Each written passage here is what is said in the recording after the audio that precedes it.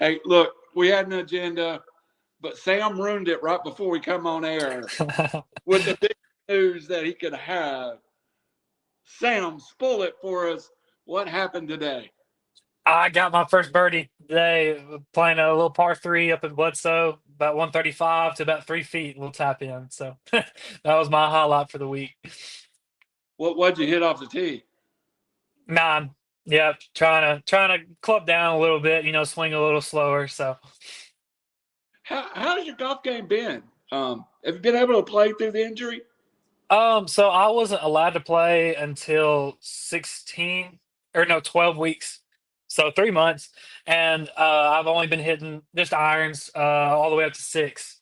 So I've gotten decent with the shorter irons. So I definitely need to do that anyways. That's awesome, man. I know it's something. It's going to be a lifetime hobby of yours, and you came to it and loved it. But we kind of have some other sports to talk about Yep. first. Um, let's start. Let's start with the 2024 your senior season, and it went as well as it could go up to the playoffs. How did you feel your senior season, just running around making plays? Well, obviously this year was a little different than the last year. Last year, a lot of the times I would have to make bigger throws or throw 25, 30 times a game for us in order to be in it. This year, our running back room was ridiculous and our O line was one of the best in the state. So it was a little different for me, kind of game managing in a sense, but it was a whole lot easier handing that ball off to Kaysen and to Austin and Britt Trip and behind that big old line. It was awesome. Our defense too, in my opinion, the best defense in 3A, without a doubt. I think it was just a perfect scenario of everybody coming together and just playing great throughout the entire year. It was, and started rocky. I think it was a reality check game one at Bledsoe, and then after that, you played such a monster schedule. Cofield, I think, made it to the semis or the finals. We all know South Pittsburgh made it to the finals. Marion won 2A, and you made that gauntlet through all that. By the time y'all got, in my history with the program too, we've kind of played that schedule for a while. By the time you get to district play, you're battle tough. Yes, so you are right. We lost to Bledsoe first game, and it really was kind of just, we thought we were going to roll over everybody, and it was a reality check that we weren't. And it was great for us because if we hadn't lost to Bledsoe, we would not have won those 3 games, which were huge for us.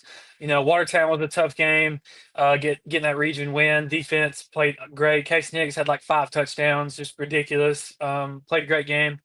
And then Pitt, we honestly, offensively, we played great. We got in the red zone, we just couldn't score. Yeah, Uh, but then we ended up scoring. Had that 3rd and 15 pass to Jack. That was probably my favorite memory from this year. But scored, got that stop on the 2 point conversion, beat Jasper, which for a lot of us that was our game we looked forward to all year, especially because what happened last year, getting that revenge. That was my favorite game I've ever played in my career. Having that win was enormous, especially on a last second field goal. And going into Cofield, it was on a Saturday. We had just beat Jasper. It was pouring rain. It was that hurricane that just came through, and like everything that could have went wrong, like did. We had 5 turnovers in the first half. I had a pick. Hunter did. We had a fumble over the snap. Everything just happened, and we fought tooth and nail. Came back and won on a game-winning field goal again. And so that stretch of games, like I think that's why we did so well in the playoffs is Coach Max makes that schedule for us purposely because I think those 3 teams that we played were better than every team we played in the playoffs except for Alcoa. yeah, exactly. And we'll get to Alcoa in just a minute. Your dad and our close friends text often. I was at Hickson this year, couldn't be with y'all, but your dad's always texting me. And that Cofield game after the first half, I got a text, and I think it was either your dad or one of my other stoolies that announced the games now. And I got a text and it said 5 turnovers, no way we win this game. Yeah. I was calling a game. I was calling Hickson and Signal, and I remember thinking, "Oh my God, I don't want to lose up at Cofield." And then I got a text about 30 minutes later. It went, "Oh, OMG, Indians win." And I know Jasper and South Pittsburgh was huge. Was there something from that Cofield game that turned it around? I thought everything went wrong. Yeah. I mean, it just proved even more that we were a great team. Great teams win close ball games. That's just how it works. Play bad, play good. Great teams win close ball games, and defense wins ball games. The only time they scored was when they got the ball within the 15-yard line. They got it twice, once on a bad snap and another on a punt bad snap. That's the only time they scored. And one of them, honestly, shouldn't have been a touchdown. I mean, he dropped it, but they called it a touchdown. But our defense played out of their minds that game. And then offensively, we had a game-winning drive at the end where I somehow threw in that conditions. They were awful. It was almost like having to throw it with two hands. That ball was soaking wet. But we did. We pulled it out and won that game. So my season ended up, and I was able to start with Giles County, and I think that was a game that was important to the team, important to you. I think it was so important to get by Giles County. Tell me what the locker room was leading up to Giles County. Excited. No one was nervous for a second. We knew we were the better team the whole time. We knew we wanted it more than them, and that's exactly how it went. It really does suck. It happened at that time. It was the third play of the Giles County game where I tore my ACL. And what the worst part about it was a late hit. Trying to get out of bounds is a late hit, and it sucks. But everything happens for a reason. And so it didn't, as long as we won, which we did, we won out from there until Alcoa. That had it definitely made it a lot easier going through that injury. I was sitting next. I was sitting in the booth for when you got injured, and they were, and I'm not trying to be morbid about it, but there was two different camps. Immediately, word came that you had tore your ACL. Then word came that he's not acting like somebody that tore an ACL. Did you have any doubt you had tore your ACL in that Giles County game? Well, I knew it was something bad whenever I went down, but as soon as trainer Brent straightened it out, I thought it might have just been a dislocation because I've had those before. You had one in Um, Watertown 2 years ago, wasn't it? yes, sir. One in Watertown and then one in Fayetteville that same year.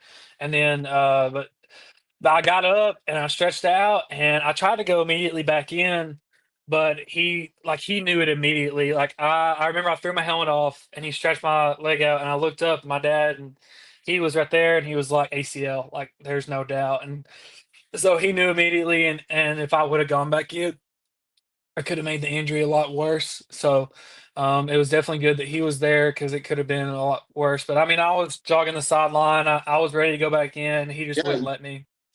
I was convinced. I was sitting with your dad, and I was convinced you were going back in until he came back up and said ACL. I had convinced myself that you had maybe tore a meniscus or something small that we could clean up after the season was over because you were moving so well. It But really didn't feel, you think when you hear these ACL injuries, 10 to 12 months and like, dang, that's got to be so gruesome. I mean, it hurt, but it definitely wasn't, one of the worst hits I've taken by far, and it really didn't hurt that bad. And so I was like, yeah, there's no way it's ACL. That next week I was practicing on that Monday and I was sprinting on it. I was like, there's no way it's ACL. Like it's got to be something minor. And then MRI came back and it was a complete ACL tear. and I don't want to dwell on that much, but um, the team rallied around you, and that speaks to your leadership because Hunter come in and played great. The team played great. your leadership had left this team in a situation to succeed, even though Sam Evitts was on the sideline. Yeah, I mean that's the ultimate goal at the end of the day is what can you do not skill wise, right? There's a lot of people that are really good. There's not a lot of people that can be a leader, and that's what I always tried to be. I always tried to be the best leader. When I was out, I still tried to make every practice and just be there. Be with Hunter, in which he played unbelievable for the little amount of experience that he had. I mean, just making crazy plays and scoring a lot of points. And so, him being so successful was great. I got to, do film with him and Coach Mack throughout the week, the whole time, try to do preparation and try to make sure that everybody was still ready to go. And I knew you were missed. I know it was strange for me because I went on the playoff run a little bit. And, I kind of grew up with you and been there since your freshman year. But the ultimate compliment I can play Sam and pay to you was after you were hurt. I felt like the team kind of knew their leader was out, but they had you there for so long for the last years. Things really didn't change a whole lot. No, I mean, we played, or I guess I was on the sideline, but they played so great throughout all the playoffs and everything. And it was really, really impressive because, I mean, it wasn't an easy schedule. McMahon wasn't great, but they still had a few really good players. Quarterback was good. Central had the best player we played all year, Great play. and insane. He made our defense. He had 4 touchdowns, I think, on our defense, or 3 or something like that. And our defense hadn't, let that happen all year. And the Megs game, I mean, really, we played so well. If we didn't have, we had like a fumble 6 and like a block punt for 6. Other than that, we smoked it. It would have been 35-14 without those 2 messed up plays. And then obviously Alcoa, they're probably the best team in the state regardless of class. So running into them, it just didn't. You said it.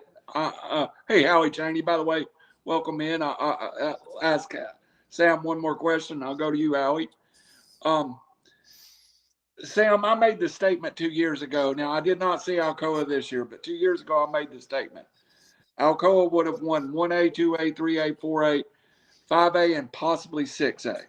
Small class private schools. They lost a large class to Baylor and McCallie. So you're talking about a team in 3A that would have won 6 of 8 championships. Do you think Most that's likely, yeah. out of line, or do you agree with it? I mean, at the end of the day, it's obviously not my decision. There's always been some stuff with different schools, whether it's recruiting or people just dominating. And the only thing I wish I would say that the TLSW would do is in some other states, if you win 3 in a row, you automatically have to move up. And so that, I guess that'd be the only fair thing. But at the end of the day, it's you got to play the team that's out there, and you got to do your best.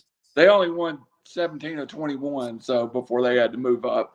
But they do go to 4A, and that does kind of clear a path.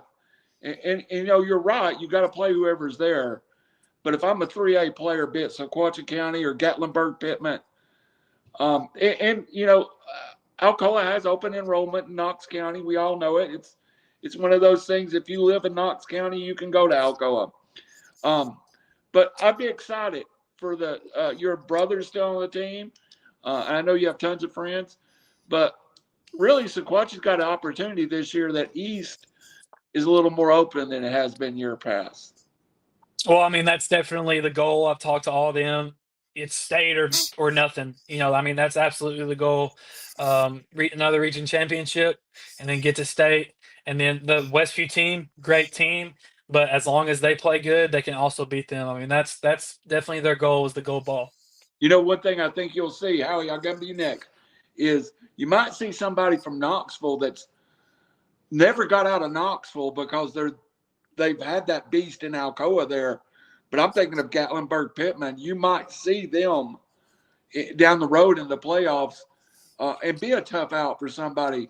They've just been in that same cross region as Alcoa for 15 years, Yeah, I mean, I think Sequatchie's the best team in the East and the first or second best team in the whole state in 3A this year. So I think no matter who they play, it should be good. I said they were the second or the best team in 3A already, so I made my. I haven't even voted, but I made my prediction. Welcome aboard, Mr. Howard Chang. I know you were finished. I told Sam you were with the Eider Golf Girls, and they were getting all the views. It was just me and him. So, welcome aboard, Howie. Would you like to ask Mr. Evitts a question? Sam Evitts, you have been officially elected the TSSAA Commissioner of Sports. How would you change that y'all were talking about? Like I said, other states, if you win three in a row, you have to move up.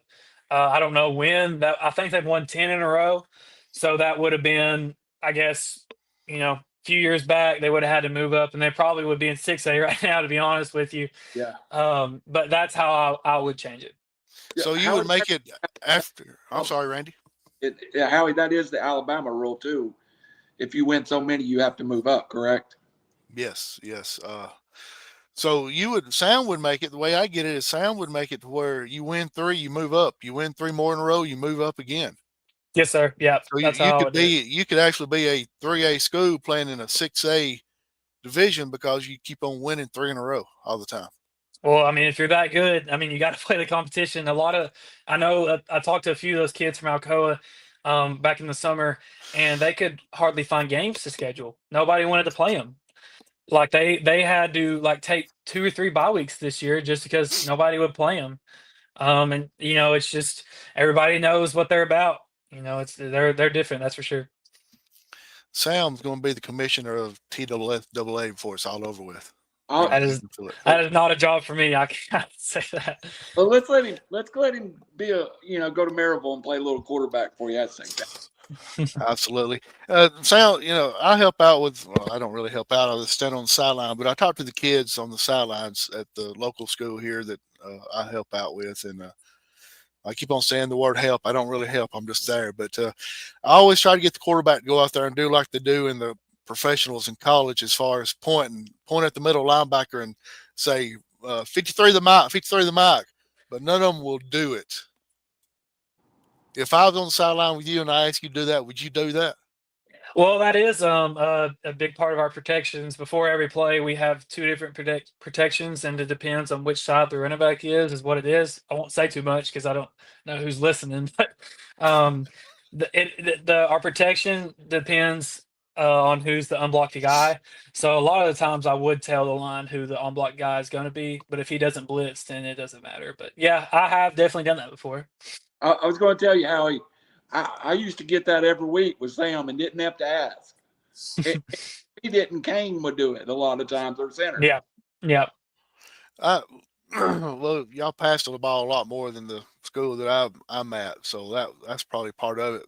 But I asked the quarterback, I said, "Why don't you do it just one time for me?" He's like, "Our guys are going to jump off sides. As soon as they hear me say something, they're going to jump off sides." Yeah, that could definitely be something as well. We're on the clap, so hopefully they don't jump off sides when I say anything. So, the time you're fixing to head to Maryville and all that, do you know what number you're going to be wearing there?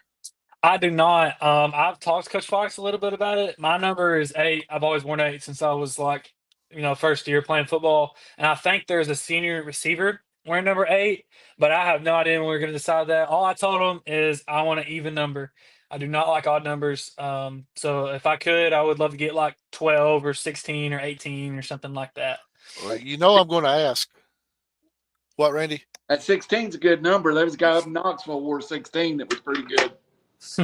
Well, I'm going to ask, why do you not like the odd number? I don't know. My freshman year, had to wear 13. Austin Moffett had 8, and it just looked awful. I don't know. I have no idea why. I do not like odd numbers at all. In basketball, I'm 24, so I'm an even number guy. That's just how I am. Hey, look, I was there his freshman year. That 13 looked like 369 or something painted across. It was too big. Yeah, it looked weird. So going up there to Maryville and all that, you got your Sequatchie County stuff on. Are you going to carry some of that with you and wear underneath your pads for protection and stuff? I don't know about that, but I'll definitely always wear my Sequatchie stuff. It's about all the clothes I have. It's all Sequatchie stuff. So, I mean, I'm sure I'll do something. I always wore a armband on my left arm in high school, and I had a purple 8. So I might do something like that. I don't know though, but I'm always going to be an Indian for life. That's for sure. So, Phil, excuse me, Randy. I just got done with Phil. Randy knows what I'm fixing to ask now. You talking about the armband? Superstitions or rituals that you do before you hit the field? What are them? Apparently, you got to have the armband on the left arm. Is there anything else? I got my armband on my left arm, my towel on my right hip, and then I wear my tights like about an inch from my sock, and my knee pads a little bit above my knees. But other than that, not. And the refs get on to me a few sometimes with that. um, other than that, I just like to look how I feel comfortable, and then that way I don't have to worry about it, I guess. When that boy walks on the field, you know he's a quarterback because he's dressed like a quarterback. I try to. That flat jacket made me look a little bit more like a quarterback this year. Made me look bigger. Yeah. Look, you're about 240 with the flap jacket, I think. Yeah, I wish. Wearing that flap jacket, does that bother your throwing motion or anything? No, sir, it did not. It actually helped me a lot. I wish I would have wore it last year. Last year in Watertown, I kind of flipped and threw like this. Got a face mask right here. I felt like I had broken ribs for like 2 weeks. It was awful. But this year it actually helped me a lot. In South Pit, I had took a really hard hit from the backside, and I honestly didn't feel it after a few plays. So I highly recommend it to everyone that plays quarterback because you know a lot of refs don't like players going for quarterback's legs or for up top. So most of your hits are coming right here. That flat jacket helps tons. So is that flap jacket kind of built in with your pads, shoulder pads, or is that something different? It's an extension, like a back plate, like you buy them at Academy and you screw them on. It's the same thing as a flat jacket, and then you just buckle it up right before you put your pads on, and then you put your jersey on. I know back in the day when I never did play, I wasn't physically big enough. I mean, as far as weight wise, but I know that the old real protectors that they used to wear was like what is it? A boating vest, a life jacket that just kind of went on and put it on there. And then back when Randy played, they didn't even have pads back then. So, Leatherhead. It wasn't necessarily like that. It was, you put your pads on, and then it's back here, and you just kind of strap it around just like this. At least the one I had was. I have seen some that are like over your shoulder and stuff, though.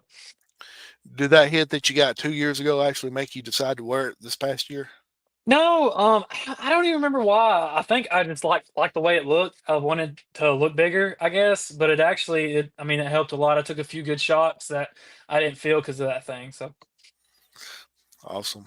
Good deal.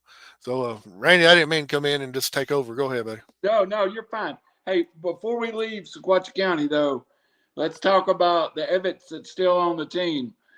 You got to your brother Jack missed his freshman year. Last year, y'all got to be on the field. Sophomore brothers, senior quarterback. Tell me how special that was, Sam.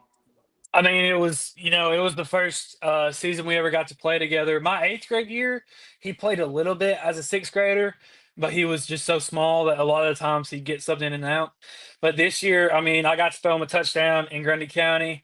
That third and 15 play against South Pittsburgh to win the game. I mean, that was huge. We got that, and then we scored next play.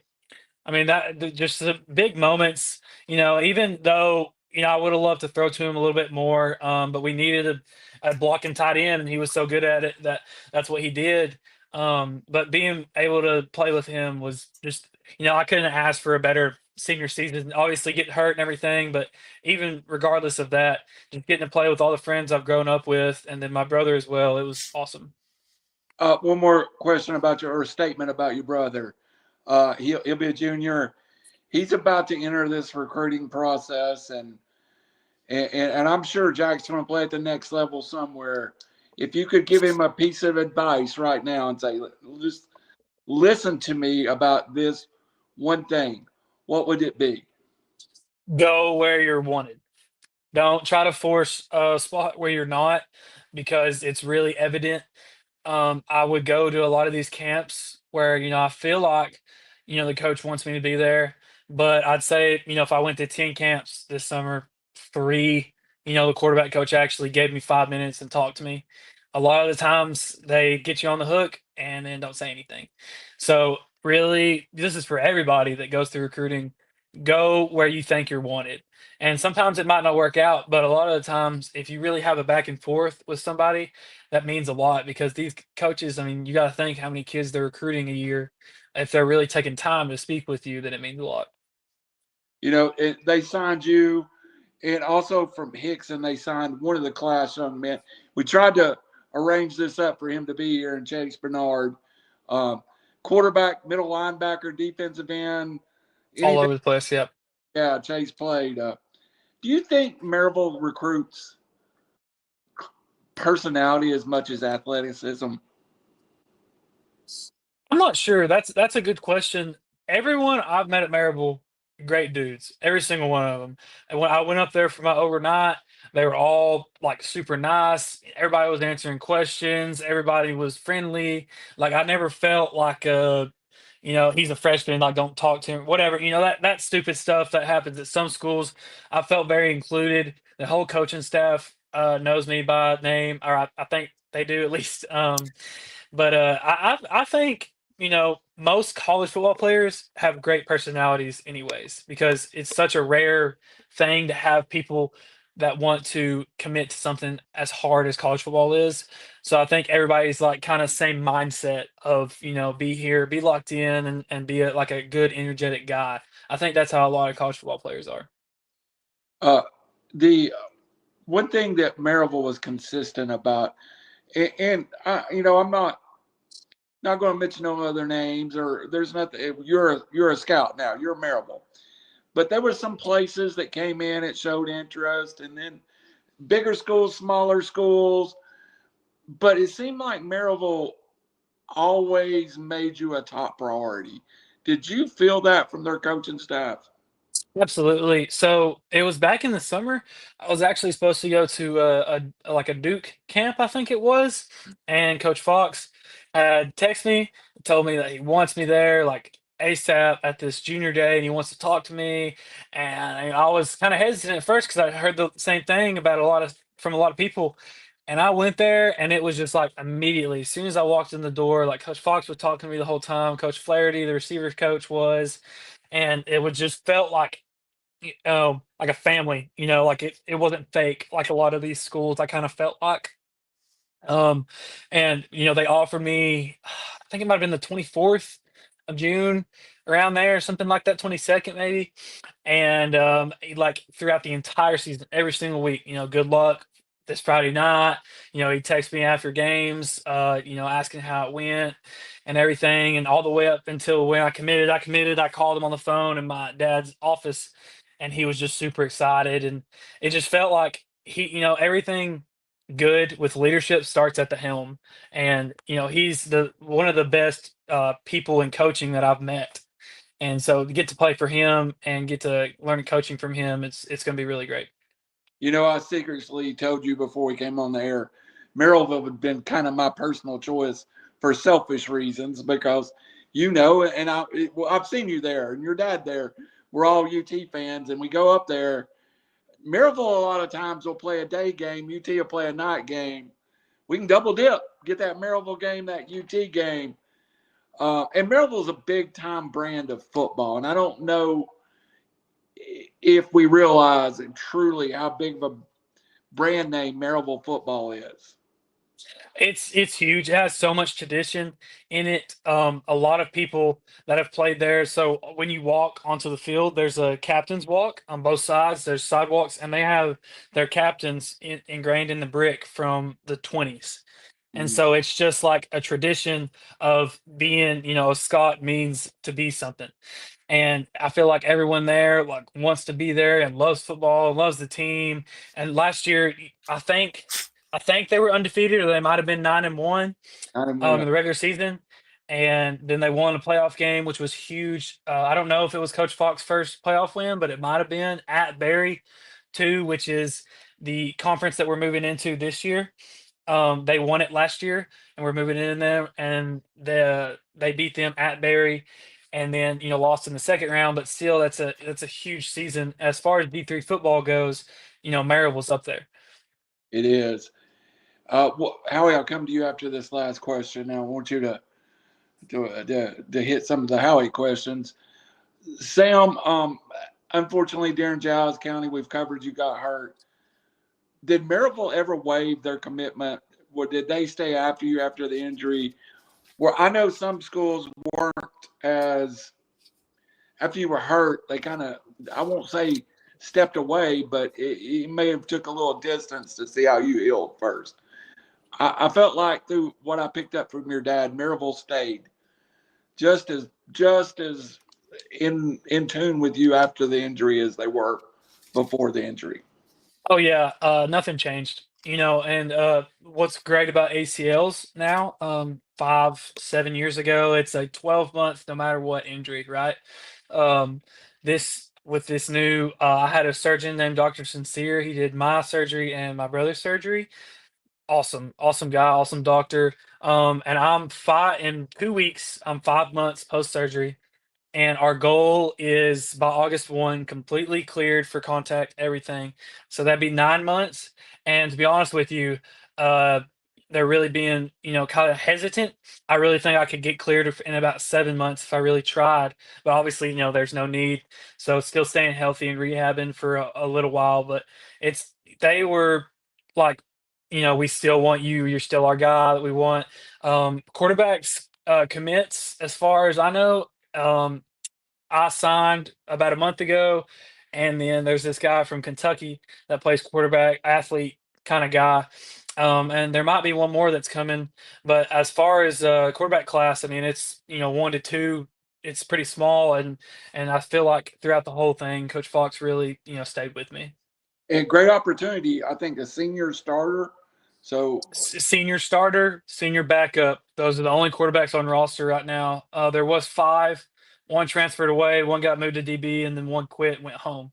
So there's only 2 quarterbacks on roster, and then once me and the other kid from Kentucky get there, it'll be 4 total. So means a wide open spring for Mr. Sam Evitts. yes, sir. Take it off and see if you can ask this young man some questions. I want to go back to the point you brought earlier as far as throwing a touchdown pass to your brother. Have you ever been in the huddle with your brother and the coach call a play and say, "No, we're going to do it like we did in the backyard. You run this route right here." Maybe if he was playing like a more receiver type role, outside or whatever. Definitely in the 7-on-7s, I definitely did that last year and this year. Just being like, if I like my look, I'm just going to throw it up to Jack because he's the best jump ball guy we got. But there are a few times, I got to start throwing it to him a little bit more later in the season. But in Grundy, like, I think we were already up by 2 or 3 scores, and Coach Matt called the play. I was just like, I'm throwing it to Jack here, like no matter what, and it ended up being a touchdown. But it really was great getting to play with him. He's actually a really smart football guy. Like, he understands football really well. He understands coverages and how to get open, and understands pre-snap. If he's in man or zone, and so it actually helps having him a lot as a tight end, which he's only going to get even better this year. So does he come to you and say, "Hey, Sam, this linebacker's playing on my inside shoulder. He's going to be covering me. How should I do this route," or anything like that? Oh yeah. I mean, that's with everybody. So I have an iPad on the. I have 2 iPads on the sideline, one for the drone and one for the sideline view. And so I would always go and immediately watch. If I saw anything, I'd go to them and tell me. But a lot of the times, like, most of our guys were two-way guys, but the whole line and a bunch of the receivers that didn't have to go out there immediately, they were like right there asking me, what should I do if he's playing like this? Should I, stop early or cut out, whatever. Our receivers, like everybody on our offense, was football smart. They weren't just going to run their route no matter what the same exact way. They'd always adjust to the defense, which is what you need. Howie, let me jump in here. Sam, they're football smart. that comes from Coach Mack too, and just how much he drills that. And we've got to compliment him there when you say it. Coach Mack is prepared as any high school coach I've seen. Without him, we're nowhere. I don't know. I don't know where we are, to be honest with you. I have no idea who's coaching us. I don't know what offense we're running. I have no idea. I don't know if if Coach Armstrong's here, having being the best strength guy in the state and one of the best DC in the state as well. No idea where we're at without Coach Mack. He, no one knows how hard he works all season long and the hours they work. I mean, they'll wake up to go to school or whatever on a Friday, school, pregame, game, film after, washing laundry after. I mean, a lot of the times they're at the field house till 3 or 4 o'clock in the morning, and no one kind of knows that, you know. But Coach Mack has implemented a culture. When people say, culture doesn't matter in a locker room, they don't know. They've never been on a winning team, I guess, because with him implementing, you work hard on and off the field. That's the whole reason why we did so well that we did this year. Yeah, absolutely. I don't, and I actually got Coach Mack to interview one time, and that was maybe the hardest thing I've ever done. So he's not a media guy, but he did give me an interview. Allie, thank you for letting me interrupt. Sorry. Oh no, it's all good. So, Randy asked me to ask you some Howie questions, so I'm going to. And there's those questions that you'll probably never hear again in your lifetime. I want to hear. So, the main one I asked was the one about superstitions earlier, and you already told us all that stuff. So, what is Sam's pregame ritual as far as music wise? What does he have to listen to, and what does he do? I'm very slow. Like, I don't like getting hyped up. I feel like it doesn't get me focused. So I like to sleep. If I'm watching a show at the time, I'll watch a show for a little bit after pregame and try to go to sleep. If not, I'll turn on Tyler Childers, Willie Nelson, Waylon, Hank Williams Jr., any of those guys like that kind of just, get me not tired, but necessarily, but, not wound up. So I go to sleep. And then after I wake up, I get all my stuff on. And then this year, I actually would go in the locker room, or in the weight room, kind of by myself, and get on my phone and play Tetris. I just play Tetris until after I got stretched, until we had to go out. I don't know why. It just kind of calmed me down in a sense. I don't know. I don't know if I'll keep on doing that or not, but it did help me this year. I don't know if it's the Tetris or the aroma coming off of listening to Willie Nelson that calmed you down, but something did, I'm sure. Yeah. So let's go on to your pregame meal. What I know that you didn't get to choose what your pregame meal was, but if you could, what would your pregame meal be? I always liked our pregame meal. Some people didn't. I've always liked that. Like at the bowling alley, like that type food that we have. In Dunlap. I've always liked that food. Some people don't, but a hamburger steak and macaroni and cheese and a roll. Like, I'm good. I'm good with that. Like that. If I could have that every time, that's what I'd choose. Hey, Anthony and Teresa, some of the best hamburger steak in the South too. Yeah. Awesome. And after a game, how would you? I don't want to say. Yeah, let me phrase it like this: how would you wind down after a game? I wouldn't, honestly. After we only had, when I was playing, we only had one loss, and so obviously after Bledsoe was awful. The rest of the time, though, we would go in the locker room and just go nuts. To be honest with you, like we would be like jumping around, playing music like as loud as we could. Sometimes the coaches would get mad at us. Music's not always the cleanest, but we would just get so excited after it. And that's what I love so much about this team, is it wasn't like it was just business on the field and we didn't like each other after. It was like we really were like a bunch of brothers put together. And so we would get so excited after games. Eventually we settled down. Sometimes they'd have meals for us after. And a lot of the times I would go to one or two of my friends' house, and we would have bonfires till 11 or 12 at night, just sitting around talking about the game, talking about next week or whatever. But that's usually what we did. Hey, Allie, just for the record, if I called a Sequatchie game, I went to McDonald's for a milkshake when it was working. Yeah. That was Yeah, to Taco Bell most of the time. That's the only place that's open after after games. That's what I would do. you know you're from Dunlap if you've ever had to go to Taco Bell after a football game. That's Yeah. So, that's you said you wouldn't wind down. How would you prepare yourself after a hard hitting game afterwards? As far as would you take an ice bath or anything like that? So throughout the week, I feel like it's more important than like right before or right after. Your body, gets really, I guess, attached to what you do. So like if you're a soda drinker and you're not like a stretching guy, like, and you try to start doing that stuff, it's not really going to help. So you really have to. I start doing like my diet, uh, I guess, like a month before, and it's no sodas at all, stretching every single day, after and before practice. And then once or twice a week, I will go to cryotherapy in Chattanooga. Before every single game this year, my brother and my dad and I, we go to cryotherapy and get that done, and then get a biscuit from Hardee's. And then afterward, honestly, after Bledsoe, I was really sore. I got beat up a little bit that game, and then I guess that Pittsburgh might have been, but our line was so good this year. I hardly got touched, so I mean, I really wasn't sore after most of the games. Sam, I'm going to ask Randy, what was your diet routine during the season? more. Um, I am 6'4" and 330 pounds. It's took a long time to get here. So, Sam, you're going to be going to Maryville. Do you know what you're going to be majoring in? Yes, sir. Pre-med. So I guess nursing, you might call it. I'm going to be a CRNA, which is a nurse anesthesiologist. So basically, if an anesthesiologist has 5 people in surgery, they're covering all 5, and a CRNA covers 1. So it's essentially an anesthesiologist, just a little step down. I'm building a medical team, Howie. Well, all the operations that you've had, you ought to have one already. Yes. So, Sam, what's your favorite subject in school?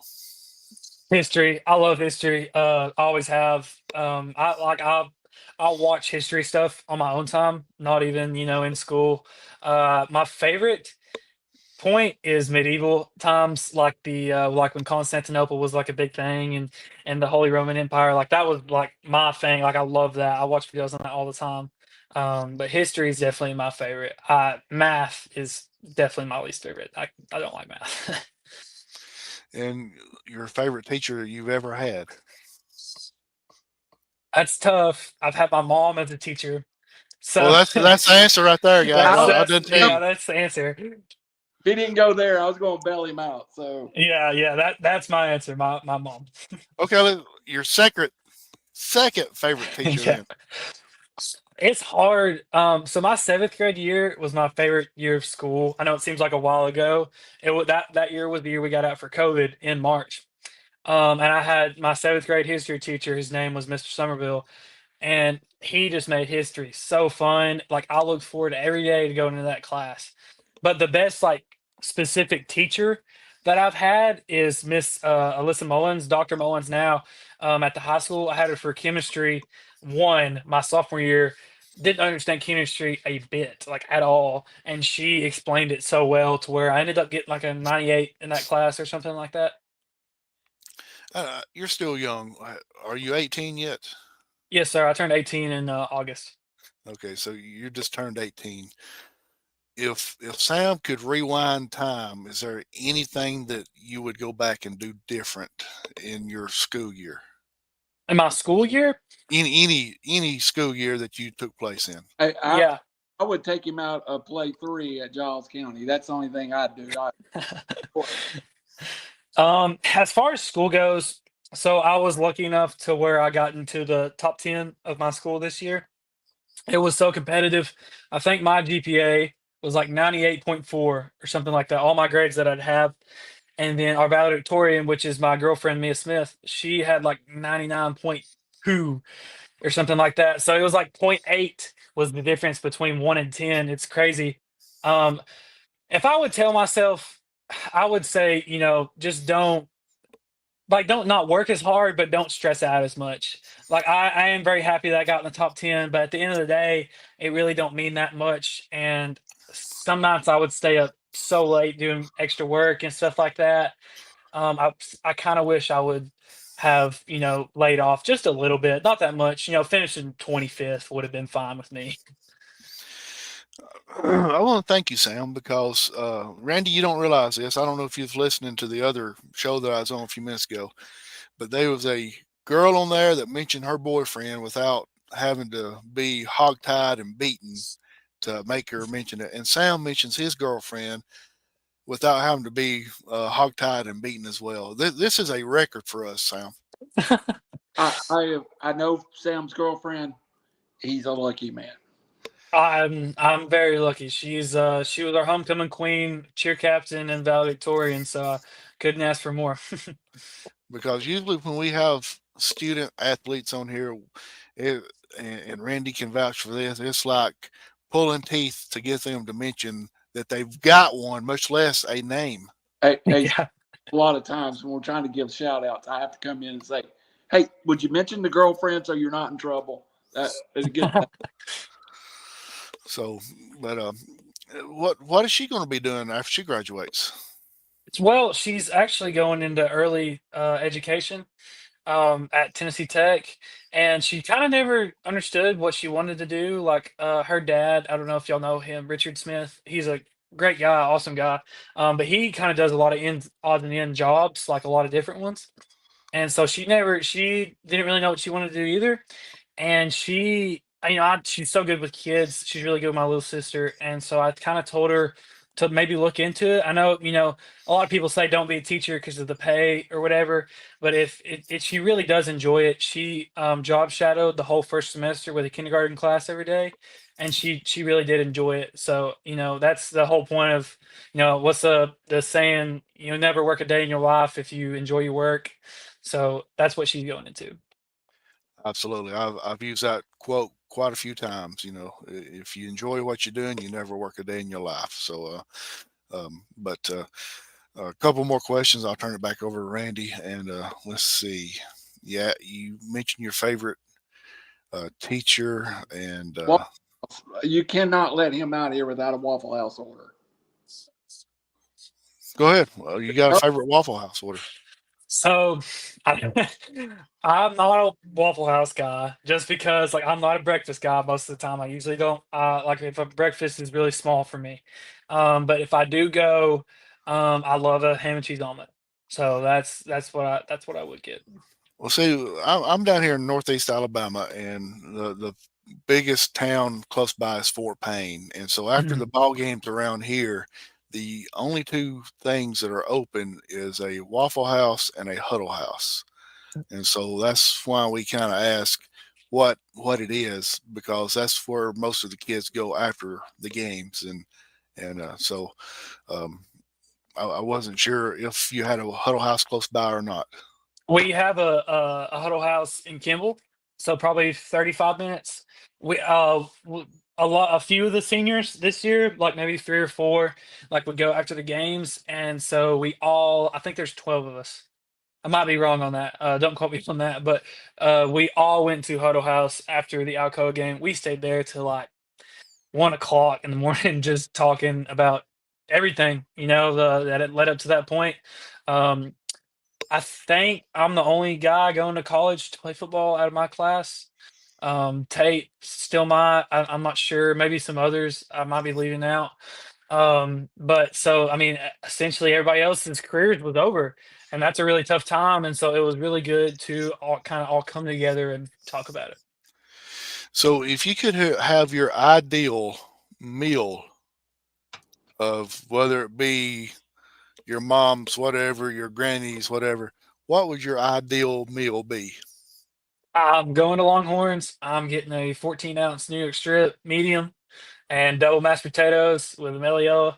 And then for dessert, I'm getting that chocolate cake with the ice cream on it. That's my ideal meal. you never make a fat guy hungry.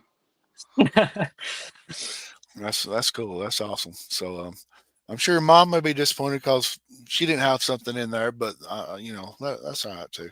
Well, she needs to be home more. She don't hardly cook anymore. She's always driving my sister around everywhere.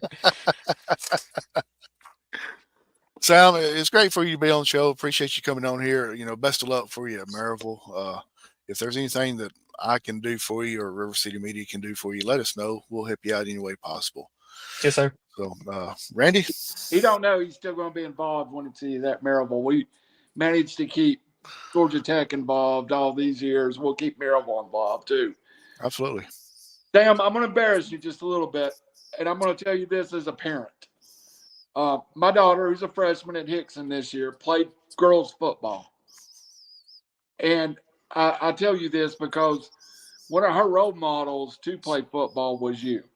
Do you ever take into consideration how many young people you have pointed in the direction of, I want to play football and want to be like Sam? I didn't know that. Thank you for telling me that. That's really awesome. If after this, if you could let me know how to contact her, I'll talk to her. That's awesome. I don't know. You never know. I've had a few people, just little kids after games, like come up, whether it's like a picture or, just wanting to say hi or whatever. And that's just the coolest thing in the world. I get that a lot of these celebrity guys, kind of just walk through crowds sometimes. And I get it, it probably gets old at some point. But I know I've always said that if I ever get in that position, I'll always, be as good as I can with everybody. And I feel like I have. I hope I have. And maybe I have showed some little kid they want to play quarterback because I've, thrown a ball in a game or something like that. That'd be really cool. But not specifically. No, not necessarily. Well, Emily plays center because she thinks protecting the quarterback. And she started as a freshman and really, really did well. And I told her tonight I was going to be talking to you, and she kind of indicated to me too how much she had appreciated you over the years.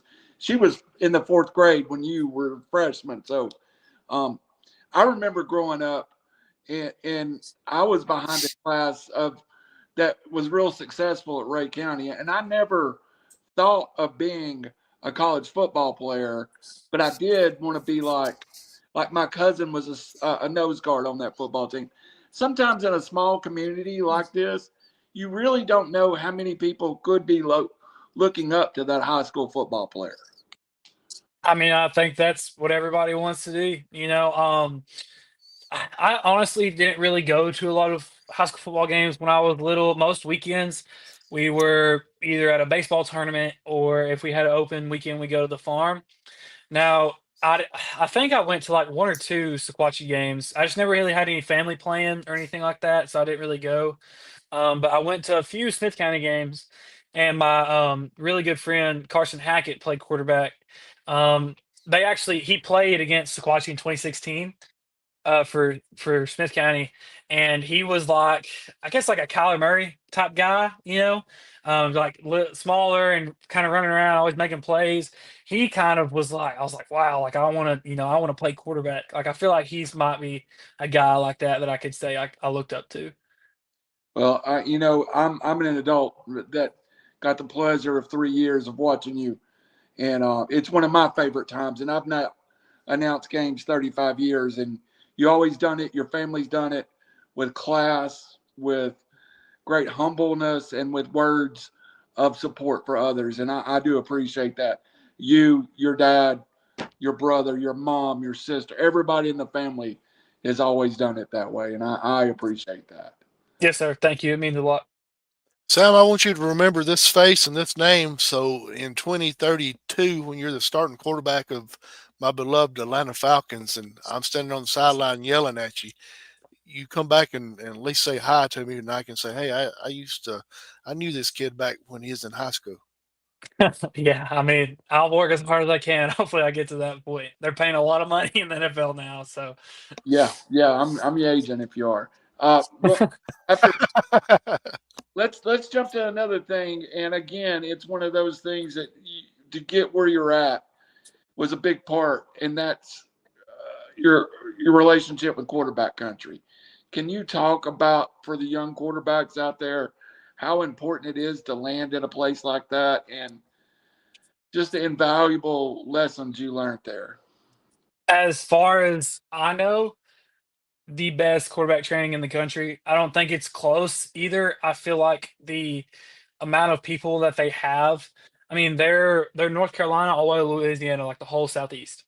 And so I feel like with as many people as they have, just to be as good of trainers as they are is ridiculous. So if you watch in the NFL now, 10 years ago, everyone was manning, elbow back, like over the top like this, right? That's how everybody was. So I'd say more about 5 years ago, if you watch Brady on the Bucks, most perfect throw motion, so good, like right, 45 finish, and he wasn't ever like that. He was over the top.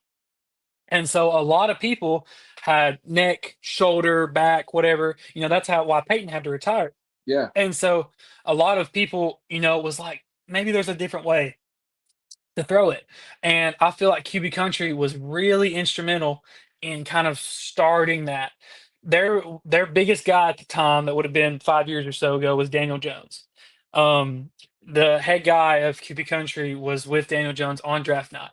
And so that's how close they are. And so I feel like that really started the change of throwing motion and QB Country. I mean, it's like anytime, like Aaron Rodgers, like any type of those guys that you see, and it's like, wow, their throwing motion's really good. And like that's how QB Country wants it to look. So as far as young guys, I mean, I think there's only one branch of quarterback training, and it's QB Country. I hate to endorse QB Country and then say this, but I was actually talking to one of the trainers out there one night, and they were Stetson Bennett had just left. Mhm. You start talking about that's Stetson Bennett winning national championships. Yeah. That's coming here to work with a quarterback coach. Oh yeah, they're guys this year. Riley Leonard, Tyler Show, and I feel like there was one more. And then last year was Bo Nix and Drake May. Like those are like, guys that'll be in the NFL for 20 years. They're listening these guys that have been out of football for 20 years. That's how good of trainers they are. Yeah, absolutely. So I've covered my subject except for one thing. Let's hit what it means. And it means I miss it so bad, but when I left, I knew I would. And I've kind of never settled in and never felt at home anywhere else. To me, Sequatchie County football is one of the most special places I've been throughout my career. And it is to be the announcer there for 10 years was the best 10 years of my little sports broadcasting career. I've watched you put on that uniform. I've watched other people put on that uniform. I watched Hunter Davenport put on that uniform. It's something special to play in that stadium in such pristine conditions. It is really something to be a Sequatchie County Indian.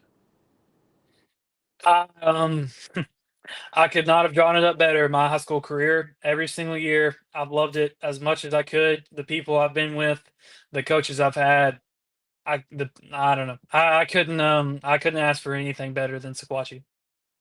That says it all, man. That says it all. Now, Howie, before we jump off, we need to get Jax down to Georgia Tech. I think he's going to their spring game, so we got to get our connections down at Georgia Tech around Jax when he's down there. So, we will introduce Jax to Mama Rose. She is the be-all. She owns Georgia Tech.